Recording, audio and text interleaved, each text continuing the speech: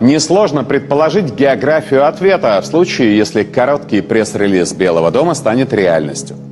Под угрозой без малого все европейские столицы, если наши ракеты встанут в Калининграде, Берлин, Варшава, все Прибалты, Париж, Бухарест, Прага.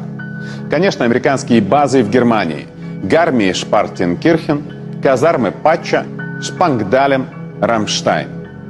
Особое внимание Британии, нашему традиционному врагу, так как против нее будет работать значительная часть Северного флота. Под удар Вашингтон ставит не только Лондон, но и Манчестер, Бирмингем, крупнейшую военно-морскую базу Девонпорт, Клайд в Шотландии, где король хранит ядерные ракеты «Трайдент», Портсмут и Чатамскую верфь в графстве Кент. Британия в самом уязвимом положении. В принципе, достаточно 3 ракет, и эта цивилизация рухнет.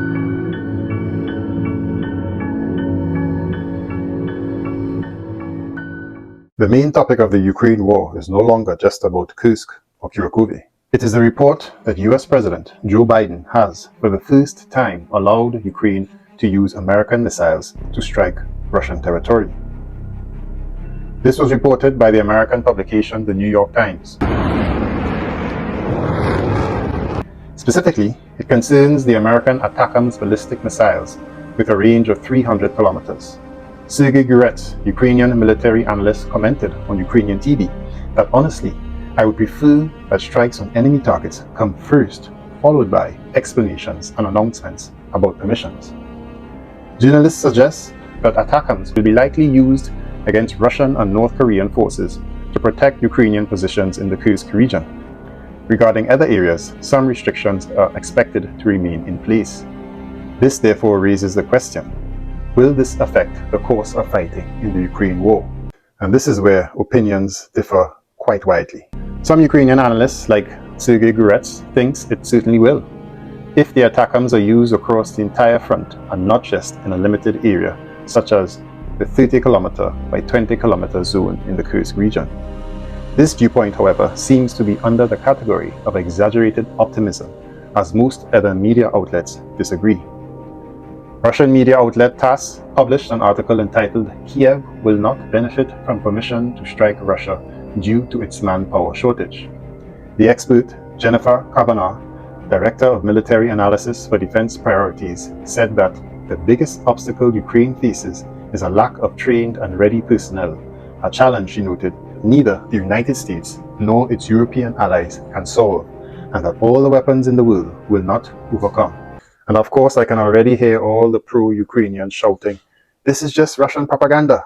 But unfortunately for them, Western media carries a similar sentiment.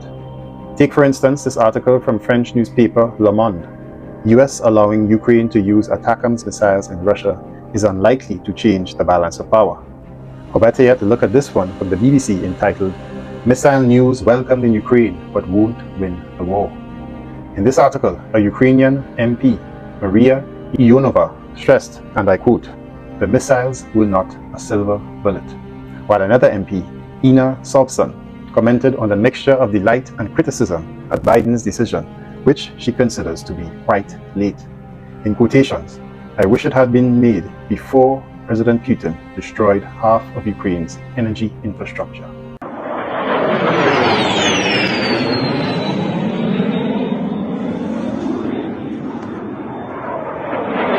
And speaking of Ukraine's energy infrastructure, just 2 days ago, on the 17th of November, Western Ukraine was hit by one of the largest missile attacks of the war. In the Ivano-Frankivsk region, a critical infrastructure facility was hit, causing a heat supply outage in the city of Bushtin. The attacks damaged the city's heat-generating company, which is essential for providing heat to Bushtin. In the Rivne region, critical infrastructure was also hit, leaving more than 300,000 people without electricity. The same goes for the energy infrastructure in the Volyn region, leaving another 100,000 citizens without power. The timing of these strikes is critical as the Ukraine war enters its darkest and perhaps final winter. So today we will discuss the monumental decision by US President Joe Biden to allow Ukraine to use long-range weapons to strike inside Russia, which it seems Ukraine has now acted upon just earlier today. And as we wait with bated breath on Russia's retaliation, stick around to the end for a clip which reminds us of who is to really blame for this whole fiasco in Ukraine. So let's get into it.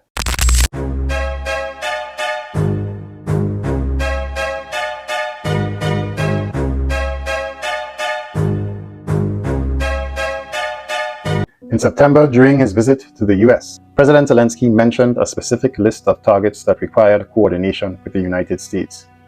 This was part of the victory plan presented by Zelensky, but the US had previously avoided such permission. US Secretary of Defense Lloyd Austin stated that on one hand, there are not enough targets for ATACMS, and on the other, the US does not have enough of these missiles to cover all the targets outlined by Ukraine in these negotiations. According to the Institute for the Study of War, if you wish to take them seriously, Lloyd Austin's statement was only partially accurate, they claim. They report that there are at least 230 significant targets within 300 kilometers of Russian territory that could substantially influence the nature of this conflict.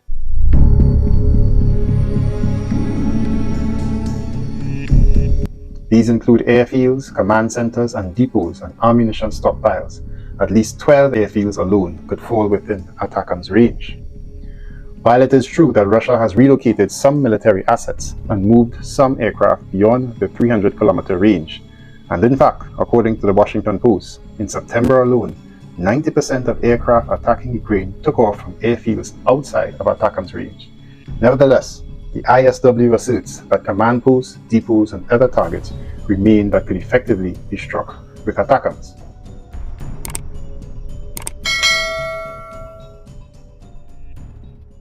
Вибачте, без зайвих деталей. У України є далекобійні можливості. Now, the exact number of ATACMS in Ukraine's possession is unknown.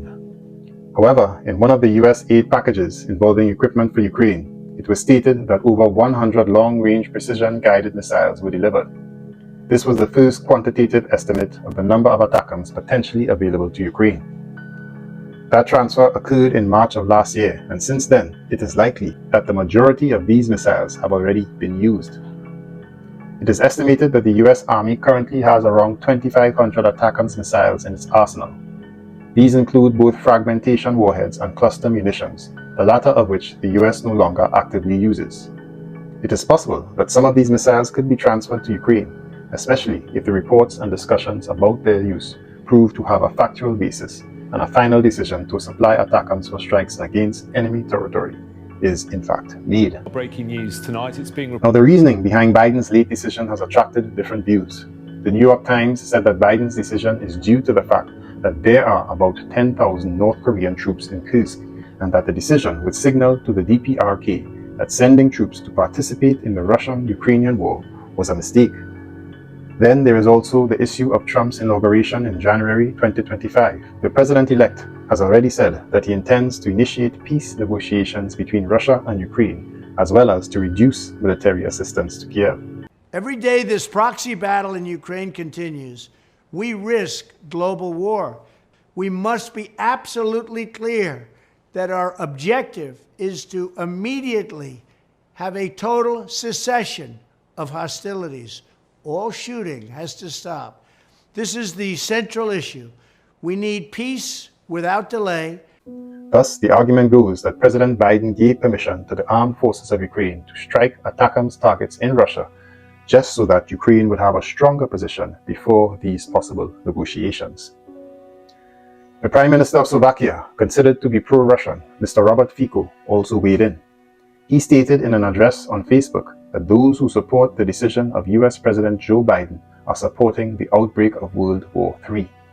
Mr. Fico believes that Biden authorizes the use of ATACMS not to assist Ukraine in any Trump peace talks, but rather for an opposite purpose, and that is to completely disrupt or delay any such peace talks. Predseda vlády Slovenskej republiky vyjadrujem ostrý nesúhlas s rozhodnutím amerického prezidenta Bidena povoliť použitie amerických rakiet dlhého doletu na ciele na území Ruskej federácie s jasným cieľom úplne zmariť alebo oddialiť mierové rokovania.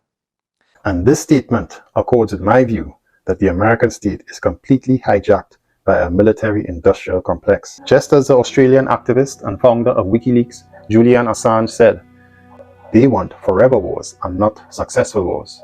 This is why I say, in both Ukraine and Israel, anytime the parties are approaching peace, the United States deep state puppet government of the Biden regime authorized its proxies to escalate, such as by either killing Ismail Haniyeh, the chief negotiator for the Hamas conflict, or invading Kursk during peace talks that involved President Zelensky and China this past summer.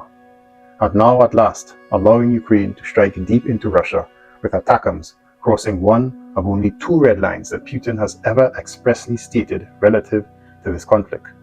And this is a point I wish to make. The statements from Western and Ukrainian media that Putin's red lines have consistently been crossed are false. The only two threats Putin gave relative to the Western support of this conflict are that if the USA continues to arm Ukraine, Russia will also arm America's enemies.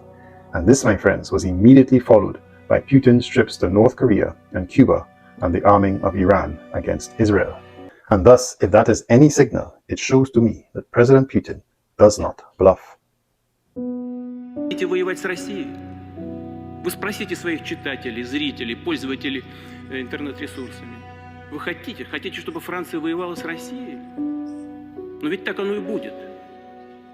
The Slovakian Prime Minister finished off by instructing his Foreign Minister, Juraj Blanar, as well as his Defense Minister, Robert, not to support the US decision in any international forum or in any way. In quotations, this is an unprecedented escalation of tensions. Tak ministrovi zahraničných vecí Slovenskej republiky pánovi Blanárovi, ako aj ministrovi obrany Slovenskej republiky pánovi Kaliňákovi, aby na žiadnom medzinárodnom fóre a žiadnym spôsobom nepodporili toto americké rozhodnutie. Maria Zakharova, the official representative of the Russian Foreign Ministry, said in an interview that President Putin had warned since September 12 that if Ukraine strikes with high-precision Western weapons on the territory of Russia, it will mean that NATO countries are directly involved in the war. Играть с огнем. Президент России четко обозначил нашу реакцию в случае получения киевским режимом разрешения на упомянутые удары. Мы будем расценивать это как фактическое вступление стран НАТО в прямой вооруженный конфликт с Россией. Это изменит суть конфликта, его природу со всеми вытекающими последствиями. President Putin clarified that the armed forces of Ukraine can carry out such strikes only using data from NATO satellites. In addition, according to Putin, only the military of the alliance can make flight missions into these missile systems. Putin warned that if the decision is made, it will change the very essence, the very nature of this conflict. In quotations, we will make appropriate decisions based on the threats that will be posed to us. В последние дни мы видим и слышим, как на очень высоком уровне в Великобритании и в США муссируется тема о том, что киевский режим сможет наносить удары вглубь территории России западными вооружениями большой дальности. И, судя по всему, это решение либо вот-вот будет принято, либо, судя по всему, вообще уже принято. И это вещи, конечно, экстраординарные. Хотелось попросить прокомментировать то, что происходит. Происходит попытка подмены понятий. Потому что речь не идет о разрешении или запрете киевскому режиму наносить удары по российской территории. Он и так наносит с помощью беспилотных летательных аппаратов и другими средствами. Но когда речь идет об использовании высокоточного оружия большой дальности западного производства, это совершенно другая история. Дело в том, что я уже об этом говорил, и любые эксперты это подтвердят, и у нас, и на Западе.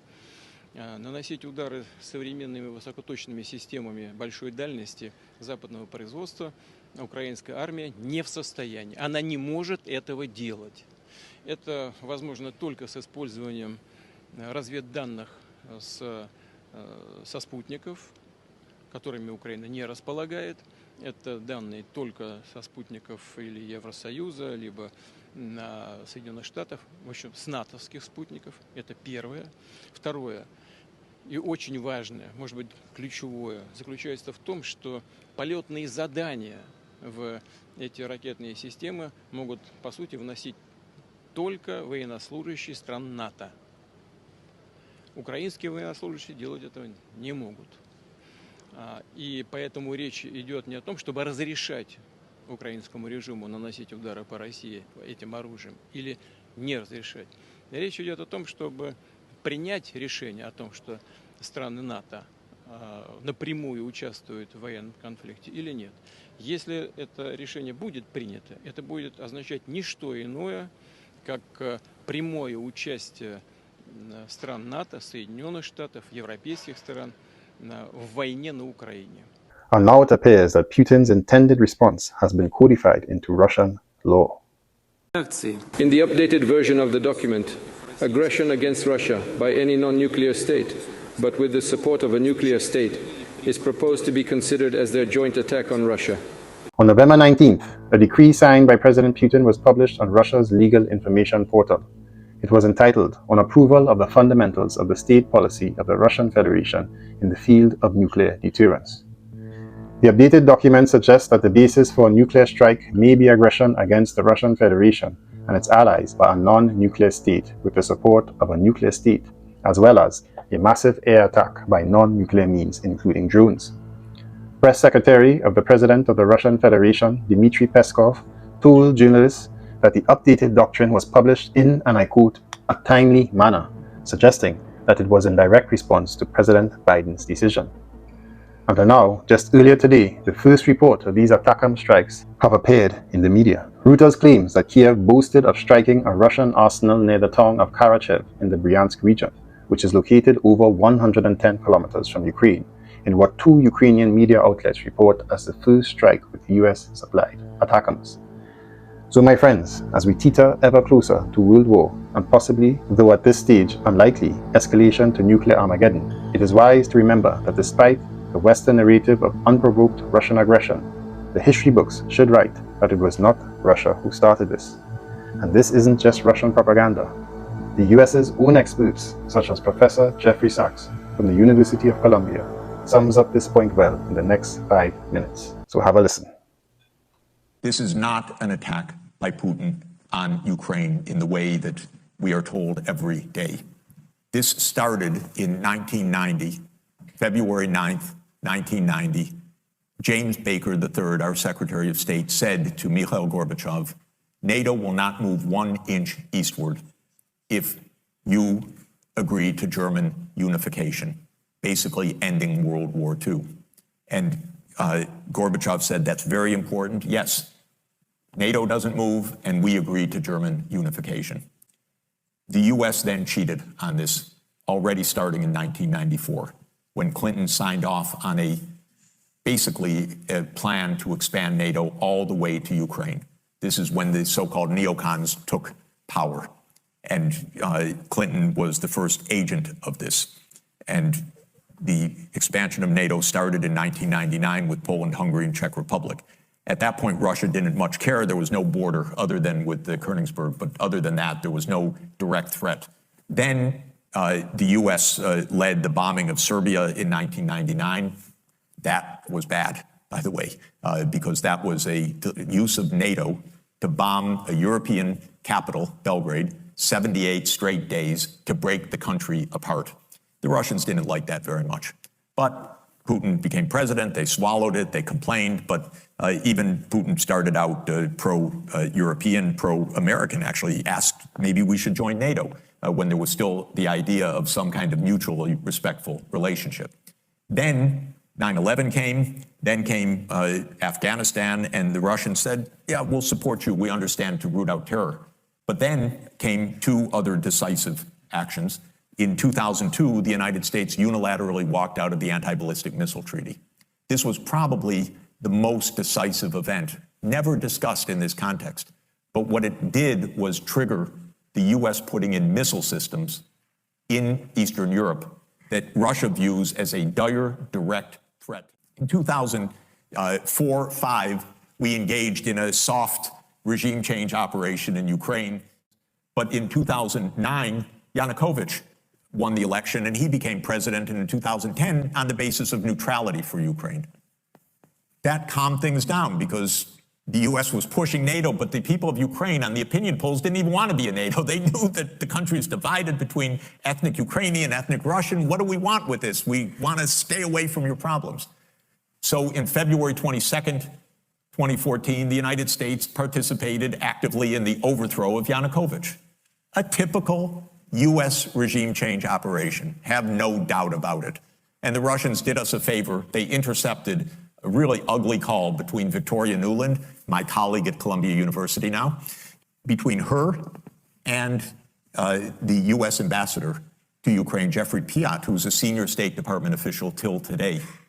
And they talked about regime change. They said, who's going to be the next government? All of this is to say, the U.S. then said, okay, now NATO's really going to enlarge. And Putin kept saying, stop. You promised no NATO enlargement. It's been, by the way, I forgot to mention, in 2004, Estonia, Latvia, Lithuania, Bulgaria, Romania, Slovakia, Slovenia, 7 more countries in the not 1 inch eastward. And then, okay, it's a long story, but the U.S. kept rejecting the basic idea, don't expand NATO to Russia's border in a context where we're putting in goddamn missile systems after breaking a treaty. 2019, we walked out of the Intermediate Nuclear Force Treaty. On December 15, 2021, Putin put on the table a draft Russia-U.S. security agreement. You can find it online. The basis of it is no NATO enlargement. I called the White House that next week after that, begging them, take the negotiations. Putin's offered something, avoid this war. Oh, Jeff, there's not going to be a war. Announce that NATO's not going to enlarge. Oh, don't worry, NATO's not going to enlarge. I said, oh, you're going to have a war over something that's not going to happen? Why don't you announce it? And he said, no, our policy is an open door. This is Jake Sullivan. Our policy is an open door policy. Open door for NATO enlargement. That is under the category of bullshit, by the way. You don't have your right to put your military bases anywhere you want and expect peace in this world. They turned down the negotiations. Then the special military operation started. And 5 days later, Zelensky says, okay, neutrality. And then the United States and Britain said, no way. You guys fight on. We got your back. We don't have your front. You're all going to die. But we got your back as we kept pushing them into the front lines. That's 600,000 deaths now of Ukrainians since Boris Johnson flew to Kyiv to tell them to be brave.